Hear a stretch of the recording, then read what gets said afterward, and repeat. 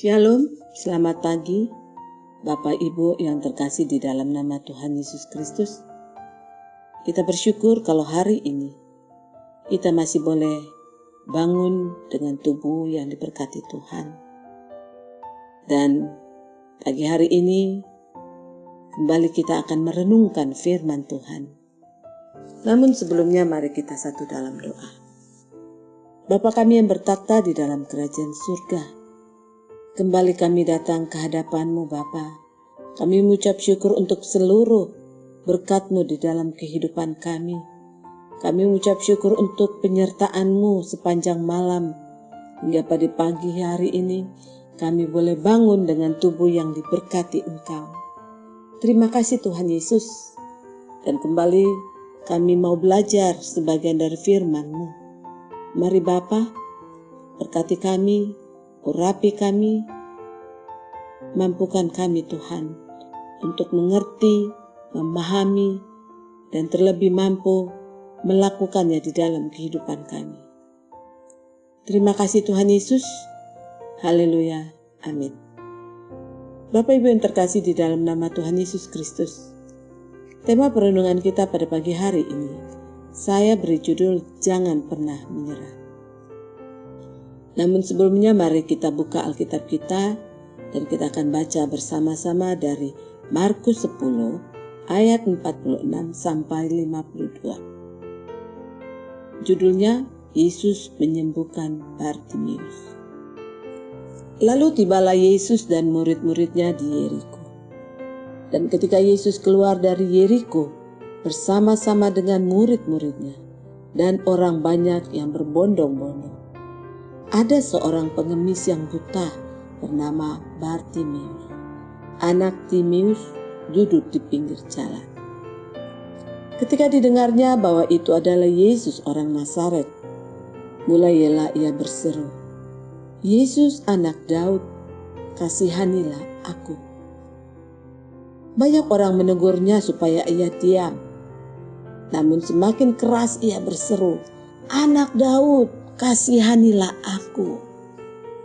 Lalu Yesus berhenti dan berkata, "Panggillah dia." Mereka memanggil orang buta itu dan berkata kepadanya, "Kuatkan hatimu. Berdirilah, ia memanggil engkau." Lalu ia menanggalkan jubahnya, ia segera berdiri dan pergi mendapatkan Yesus.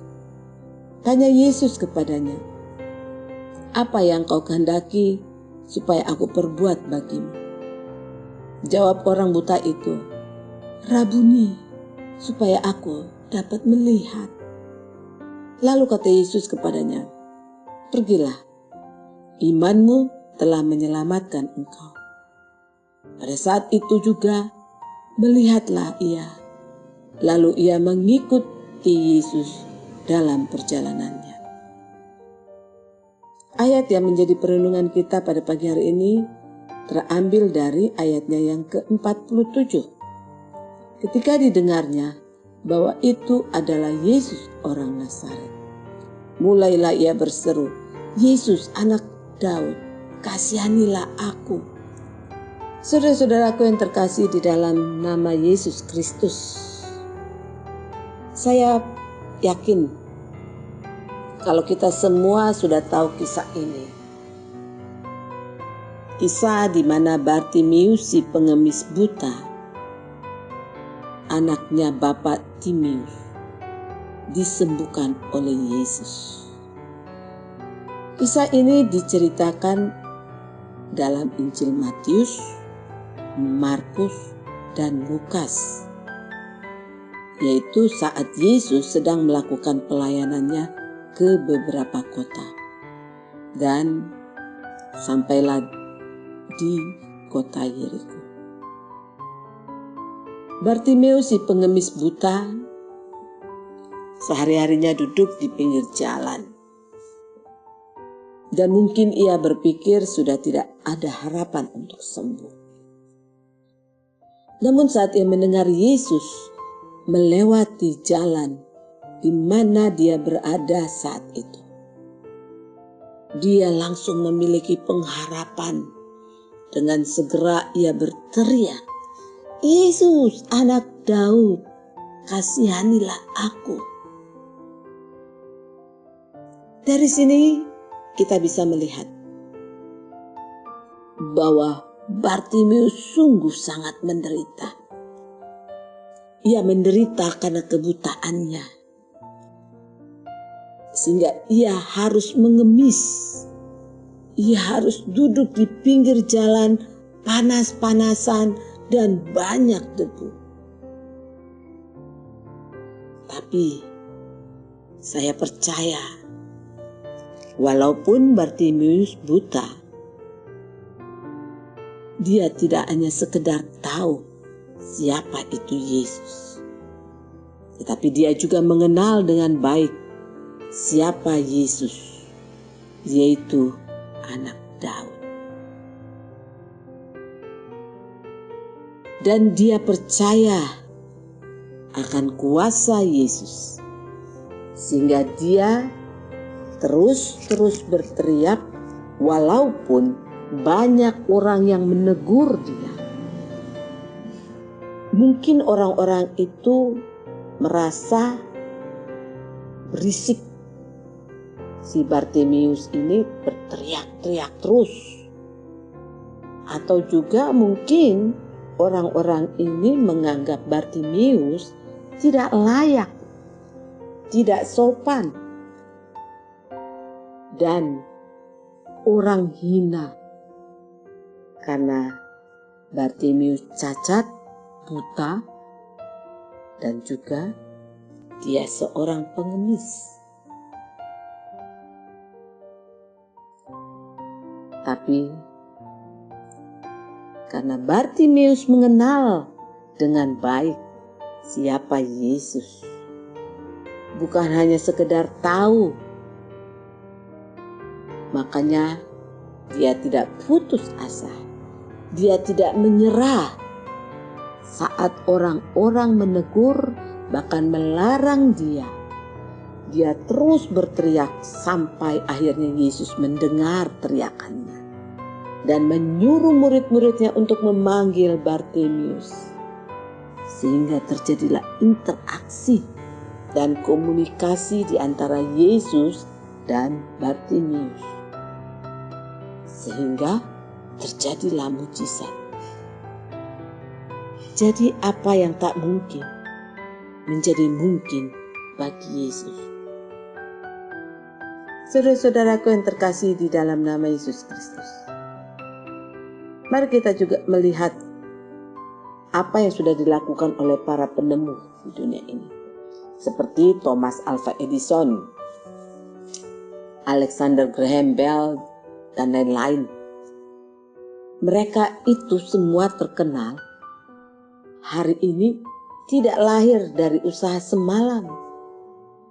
Mereka bisa sukses bukan dengan tiba-tiba, tapi melalui banyak tantangan, ujian, dan cobaan. Mereka boleh dibilang mendedikasikan seluruh hidupnya untuk penemuan tersebut. Contohnya, Thomas Alva Edison. Saya percaya kita semua pasti sudah pernah dengar kisah tentang Thomas Alva Edison yang berhasil menciptakan bola lampu. Berdasarkan sejarah, Edison tekun sekali bereksperimen dengan bola lampu gasnya. Ia tidak hanya duduk diam saja di laboratoriumnya, melainkan ia melakukan petualangan ke Cina, ke Jepang, Amerika, Jamaika, dan Burma hanya untuk mencari serat yang tepat untuk dipijarkan di dalam bola lampu. Setelah 13 bulan bertubi-tubi mengalami kurang lebih 2000 eksperimen yang gagal. Sampai pada tanggal 21 Oktober 1879, Edison akhirnya sukses menciptakan bola lampu listrik idamannya.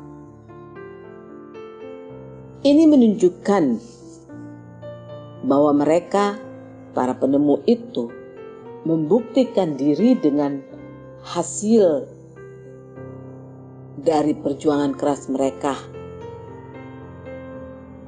bahwa mereka memiliki prinsip tidak mau menyerah, berjuang dengan giginya untuk sesuatu yang berharga bagi dirinya dan berguna bagi orang lain. Jadi saudara-saudaraku, jika suatu ketika Allah menaruh sebuah misi di hati kita, pastikan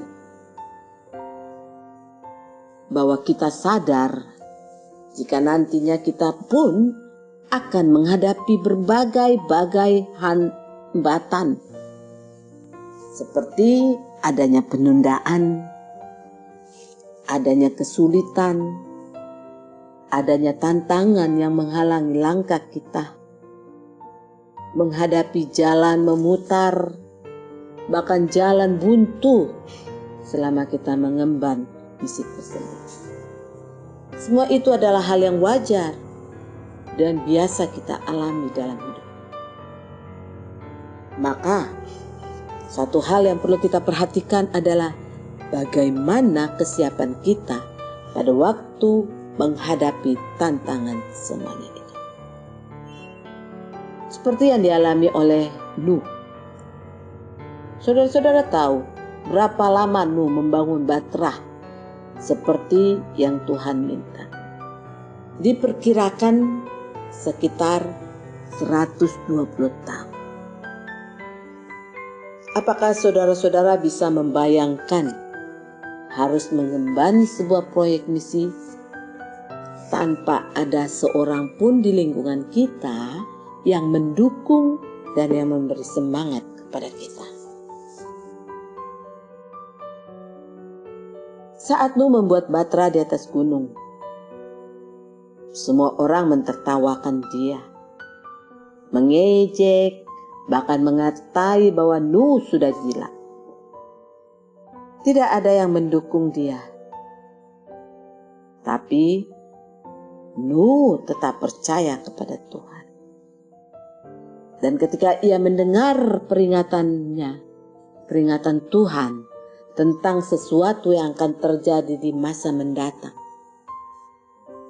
Nuh tetap percaya.